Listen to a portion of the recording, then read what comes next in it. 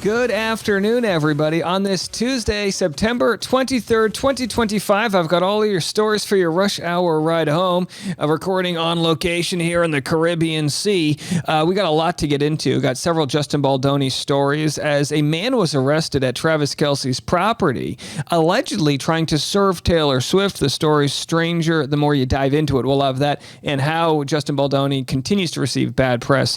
And then we're going to talk about James Van Der Beek, again, the alum of Dawson's Creek. He had to miss the reunion script reading as he's battling cancer. I'm going to share what he had to say.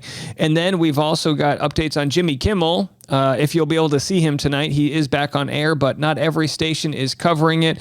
And then more on this corruption scandal embroiled around the border czar. So many stories to get into. Oh, yeah, and we'll discuss the rapture. All this and more, it starts right now on The Rush. And now you might be wondering, Dave, you're still here on Earth. Are you one of the heathens? You were not one of the chosen ones to get swept up into the heavens? Not yet, at least. Not until you give me a 5-star review. So let's dive into we'll save the rapture for a second. Let's start off on this Justin Baldoni story. This is, some of it's the stories from last week, but you're seeing the PR machines at play as the war continues for PR. Justin Baldoni hires Diddy's lawyer as explosive legal battle with Blake Lively heats up. How ridiculous is that? How irresponsible of a title is that? Associating Justin Baldoni with Diddy? Are you kidding me?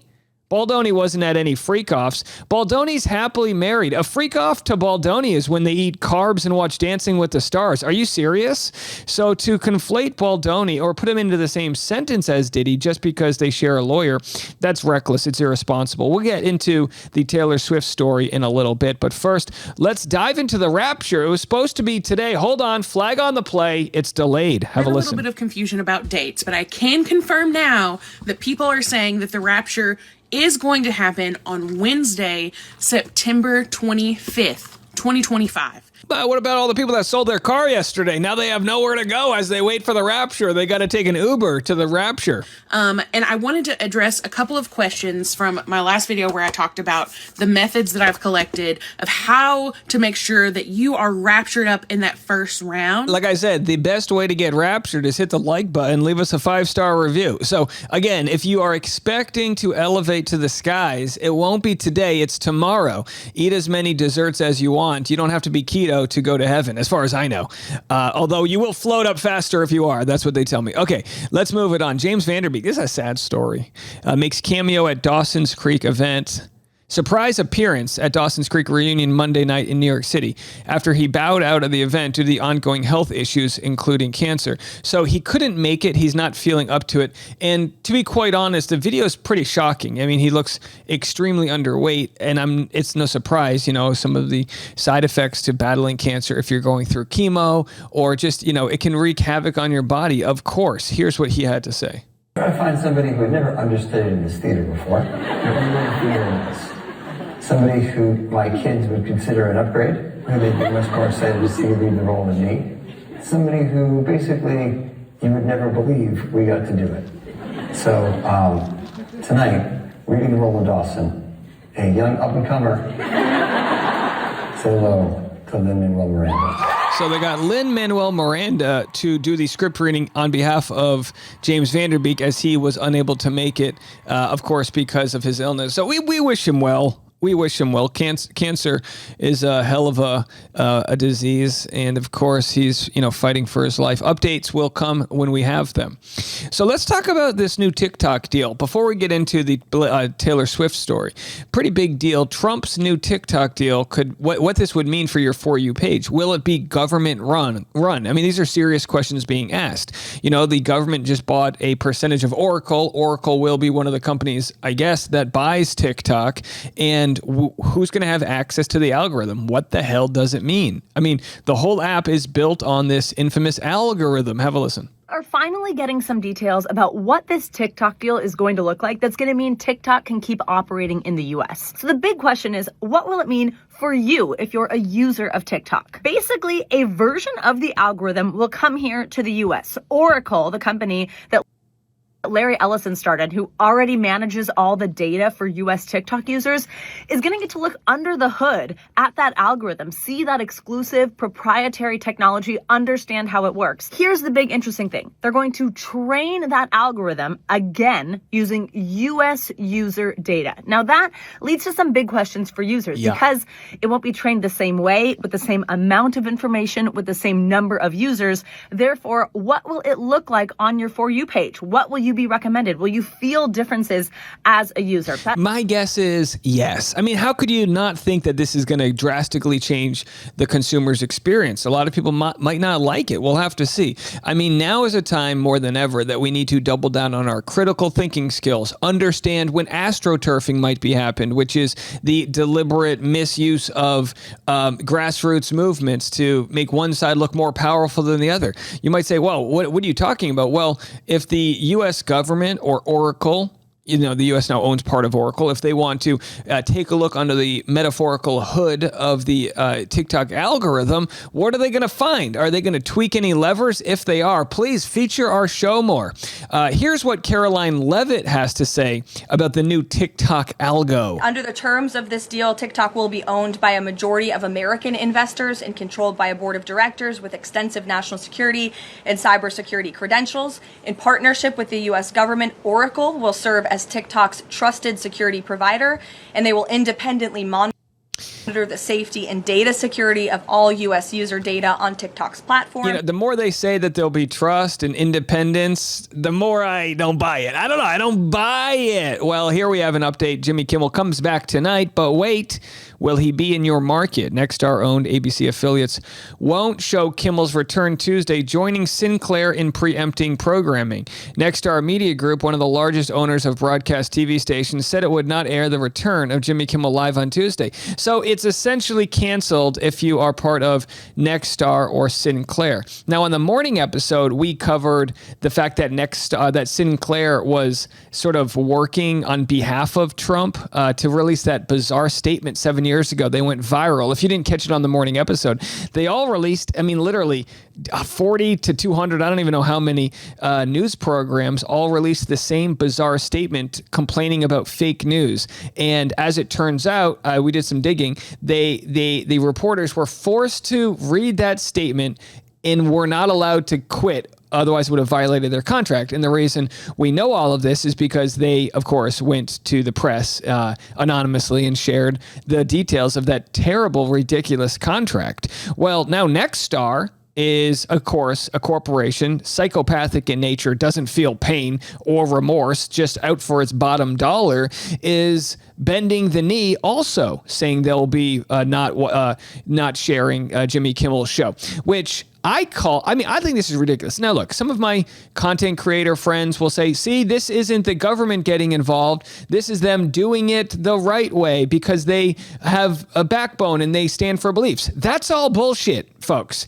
That's all bullshit. The FCC chair said we can do this the easy way or the hard way. ABC, after, dealing with all of the Disney cancellations and plummeting of billions of dollars of stock value, said, you know what, we'll bring Jimmy Kimmel back. But the Nexstar owned in Sinclair, they clearly have other things at play here. Nexstar trying to get some merger done and needing the FCC's approval. So I don't buy it for a second. This is absolute meddling by the U.S. government. I cannot be convinced otherwise without more information coming. So he's coming back. My hope is that ABC Disney stand their ground and that the Nexstar-owned affiliates in Sinclair, they're going to air their own broadcasting. And if you live in one of those markets, find out who is sponsoring those channels and write to them and tell them you want the channel back or don't. You know what I mean? My whole thought is this. Why should we rely on Nexstar or Sinclair to decide what's good programming for us? We all have a device called a clicker. Some call it a remote control. Some call it buttons. And you can use that device to change the damn channel if you don't want him to be on there. So this is not because the ratings were low. They want him to apologize. They've canceled Jimmy Kimmel until he apologizes. Now, why is this important? Because there's a whole, segment of the population that was part of the, and mind my French here, the fuck your feelings crowd. They were the fuck your feelings crowd. Oh, we're not worried about feelings, whatever. for free speech. And now you've got Jimmy Kimmel doing free speech, and they're saying, well, actually, it's just consequence culture. Notice the hypocrisy at play here, folks. Notice it. All right. Well, I've got a couple great sponsors to share with you. And then after that, I'm getting into the Taylor Swift story. It's a good one. You're going to want to stick around for it. But first, we got our great friends, Tropical Smoothie Cafe, and our mattress sponsor, Lisa. What a time to be alive. Today's episode of the Rush Hour Podcast is sponsored by Tropical Smoothie Cafe, one of my favorites. Ooh, are they delicious. Start your day with a protein-packed breakfast from Tropical Smoothie Cafe. Oh, you thought they only had delicious smoothie options? You're mistaken. Pair that smoothie with a toasted breakfast wrap, order ahead online, and earn rewards with the Tropical Smoothie Cafe app. Like to customize things? Add more good vibes to your smoothie. Fresh add-ins like almonds, spinach and kale, chia seeds, or supplements like protein and Energizer.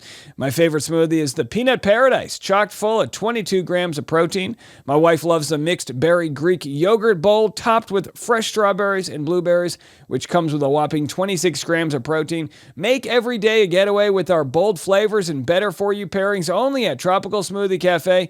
Tropical Smoothie Cafe, you're on Tropic Time now. Now back to the show. Today's episode of the Rush Hour Podcast is brought to you by Lisa. That's right, your boy's in the mattress game. I've made it, okay? And thanks to Lisa, we can offer 25% off to my listeners with the code Rush Hour. I've chosen actually the Reserve Hybrid mattress. It is unparalleled comfort with luxurious high-density memory foam designed to completely cradle your body for the most restful sleep. Don't you just want your body cradled? We all crave that, right? And of course, you get a better sleep, you wake up bushy-tailed, ready to seize the day. And you can go to lisa.com for 25% off, plus get an extra $50 off with promo code RUSHHOUR, exclusive for my listeners. And by the way, 100-day return policy. They ship the box to you. You choose on their website. 20,000 five-star reviews. Need I say more?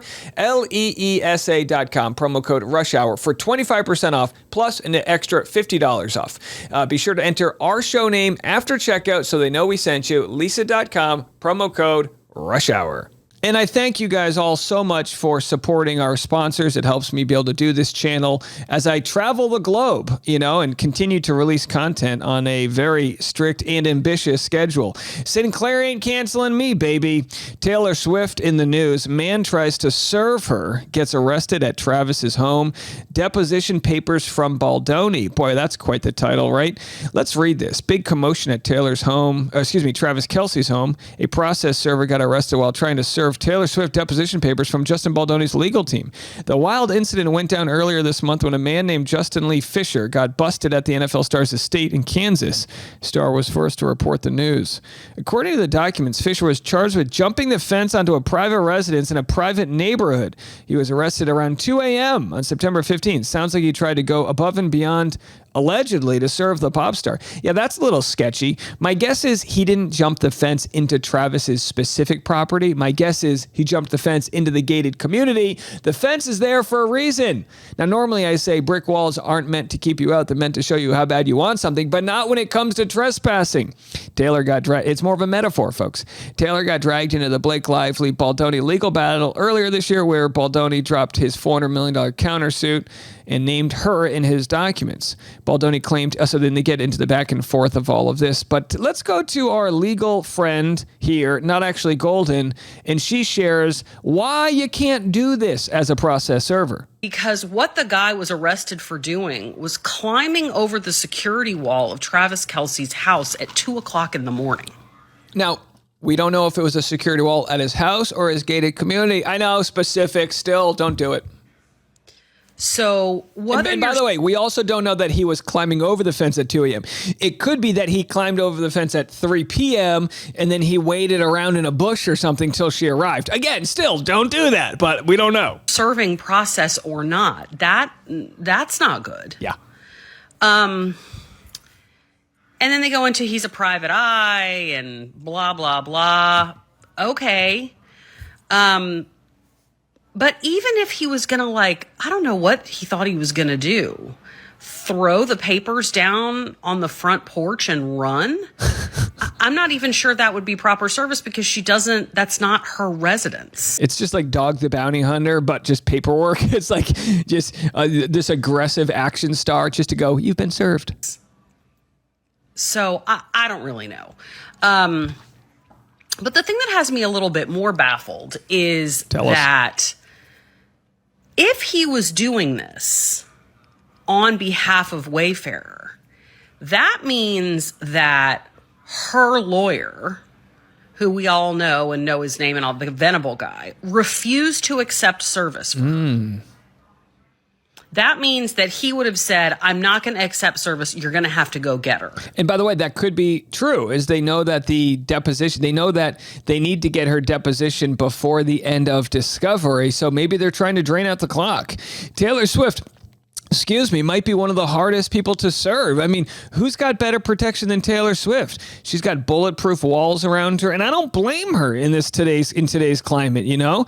And again, for everyone who says, "Oh, it must be nice to be a billionaire," to be quite honest, I don't know. I enjoyed being able to walk down the street today and drink a cold brew. You know what I mean? I enjoyed not being hounded by people. Sure, it must be nice to be provided for financially, but at the cost of like having to live behind gated walls. I don't know. Again, I don't have that issue, and I know most of my audience are not billionaires. Although, if you are, why aren't you donating to my channel? All right, here's another update on the alleged trespasser. So we have an update on the man who broke into Travis Kelce's property allegedly to serve Taylor Swift some papers. The man is now corrected to be a former police officer turned private investigator. My opinion, that detail is actually insignificant. More significant is they keep trying to link this back to Baldoni, and it's starting to smell like a Blake or Ryan PR attempt to put Baldoni in a bad light. Yeah, I mean, of course, this is, he's now got Diddy's lawyers. He's got a process server that's, using baby oil to slip through the gates. I mean, who knows what's going on out there. But that's what you do with PR when it comes to, and I'm not saying this is good, but this is what they do. They'll take a story, they'll bend it and contort it to fit whatever direction they want. And this doesn't look good for Baldoni. If you're just reading, you're going, oh, geez, he's hiring these goons to harass Taylor Swift, when in fact, he's got nothing to do with this. You hire a process server company and they say, we'll get the job done, don't worry. And then you find out they did some weird stuff and you're like, geez, this is going to dent your Yelp score. All right, so let's dive out of Baldoni and go into some other very interesting news that would have been the biggest news story of the decade in any other world. But in this reality, the one where the rapture didn't happen today, it just isn't it. How about this? We're going to share a Hillary Clinton tweet. Hillary Clinton says, imagine if Richard Nixon had just tweeted out the Watergate scandal rather than putting it on secret tapes. That's what this is. And for those that are wondering, you just be on whatever side you want to be on. Part of how Trump gets away with what he gets away with is he does it in plain sight, and he posted this. This was supposed to be a DM. It was later deleted. Pam, to Pam Bondi, I've reviewed 30 statements and posts saying that essentially same old story as last time. All talk, no action. Nothing is being done. What about Comey, Shifty Schiff, Letitia? They're all guilty as hell, but nothing is going to be done. We almost put in a Democrat-supported U.S. attorney in Virginia with a really bad Republican past, a woke rhino who was never going to do his job. That's why two of the worst Democratic senators pushed him so hard. He even lied to the media. Lindsay is a really good lawyer and likes you a lot. We can't delay any longer. It's killing our reputation and credibility. They impeached me twice and indicted me 5 times over nothing. Justice must be served now. So he tweets this out, and this is Donald, whether it's supposed to be a private DM or he meant to send it publicly, most people believe it was supposed to be a private DM. He's essentially communicating to what is supposed to be an independent Department of Justice, saying these people have done no crimes, but we need to find crimes to commit them for or charge them for. And it's absolutely insane, folks. Again, in any other world, this would be our president, retiring. They would, in any other world, the president retires on this news. Someone posted, I'm Canadian, and I can tell you that all of the world outside of the USA sees this. Why don't all Americans? It's terrifying. There's some people at my resort. There's a guy with a giant USA font on his hat, like giant. And what I've learned is if I can read the font size of your hat from more than 15 feet away, I don't want to talk to you. I don't care what it says. If your font's that big, I don't want to talk to you. And of course, on the side, it said Trump, So I think whatever. I mean, but the fact that in today's world, in the, mid to late 2025, people still support this buffoon is insane. The news has changed its tune. They're beginning to realize they're going to have to, people are going to have to survive in the post-Trump era. And what side of the aisle will you be on? Here is what lawyers have to say about Donald Trump's borders are. Literally on camera, according to the report, accepting a $50,000 bribe to give out government contracts to, preferred people. We've overused that word unprecedented. It's hard to overstate how stunning a move the president's, what he's done with Attorney General Pam Bondi. Richard Nixon was impeached for corrupting the Justice Department. He's saying it out loud. Right. So Richard Nixon was impeached for corrupting the Justice Department. Donald Trump is saying it out loud. What do they call it? The Overton window has moved into such a crazy world that we now just accept this. We accept the corruption in public. Look, there have been previous allegations of politicization of the Department of Justice, right? Some people said that Bill Barr's Attorney General role there was politicized. Others have said Merrick Garland was politicized when he was the Attorney General. What makes this different is you have the president effectively trying to usurp the role of the Attorney General. And in particular here, you have cases that have been investigated. I mean, I've heard some people saying publicly, well, what's wrong? We should have an investigation. There has been an investigation. The president doesn't like the results of the investigation.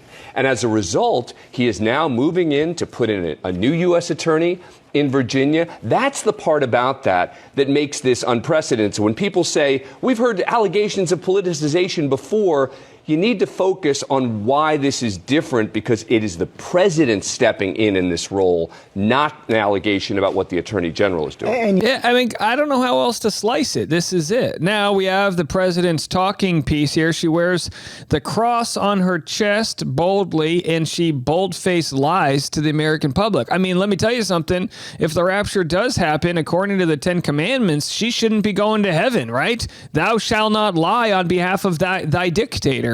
So here she is saying that, you know what, Homan never took the $50,000 cash bribe. The Homan investigation, I mean, can you just speak to, did the president ask the Justice Department to close the case, and does Homan have to return the $50,000? Well, Mr. Homan never took the $50,000 that you're referring to, so you should get your facts straight, number one.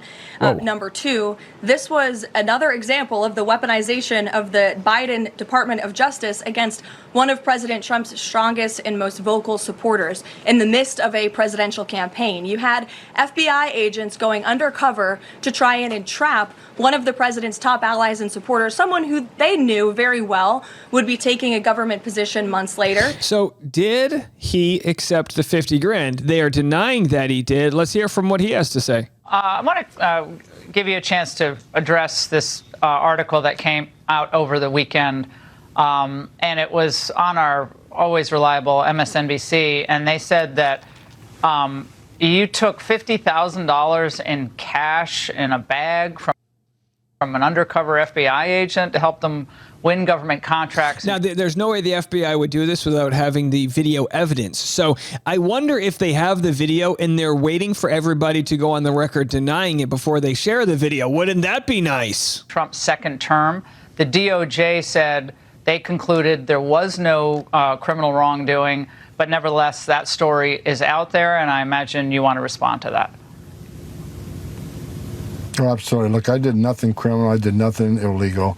And this hit piece after hit. Well, you did nothing criminal. Did you accept the $50,000? I think that's the easiest question to sort of push back on. Piece after hit piece. And I'm glad the FBI and DOJ came out and said, said that nothing illegal happened and nothing, no criminal activity. You're talking about a guy who spent 34 years enforcing the law. I mean, I left a very And successful. by the way, the fact that he spent 34 years enforcing the law makes me more likely feel like he took the bribe, because I kind of feel like when you've been in that world for that long, you let yourself get greased up, especially when you look like this. Yeah, that's just my thought. We'll have to see if a video comes out. We wait with bated breath. How about this story? Let's end on a nice fun story that involves the French president Macron. New York police stopped Emmanuel Macron's car to clear the way for Donald Trump's motorcade. Macron got out to speak with an officer. You ever have this? The officer wasn't sort of budging. So you know what you do? You call the president yourself. I'm sorry, I'm the president. I'm really sorry. It's just that everything's in frozen right now. There's a motorcade coming right now. And, you know, good on the police. They're doing their job, taking orders the right way. You can't just open the streets for any Dick and Harry, some random-ass president from another country. All due respect to my French friends. I'm sorry. If you don't see it, let me cross. And then Macron, he goes, if I don't see it, let me cross. What's the problem? C'est pas un problème, no? So here he is calling. He's Emmanuel's a Karen. He's a real. I'll get on the phone. I'll call the president myself. How are you? How are you? Guess what? I'm waiting in the street because everything is frozen for you. And so he gets on the phone and says, I'm waiting for you. Okay, so anyway, that's a fun story there, right? That's the presidents of different countries working together. There is hope for democracy after all, don't you think? All right, that's it for our episode today. Enjoy whatever shows you watch tonight, whether it's Jimmy Kimmel or my channel on repeat. I don't care. I just want you to have the option. That's the world I want to live in. And put your money where your mouth is. Support content creators that want free speech, right? Why not? Join the Patreon, patreon.com/Dave Neal, if you want to support our channel. Again, we're always trying to get more folks on our email list, rushhourwithdave.com. Rushhourwithdave.com. If you go to rushhourwithdave.com, you can sign up for the mailing list, and it's really helpful. If our channel ever disappears because of an algorithm shutdown or the power grid goes, you'll want to stay in touch for all of our tour dates and merchandise and other things going on. That is rushhourwithdave.com. All right. We'll be back in the morning. We'll see you then. As always, I'm Dave. This is The Rush.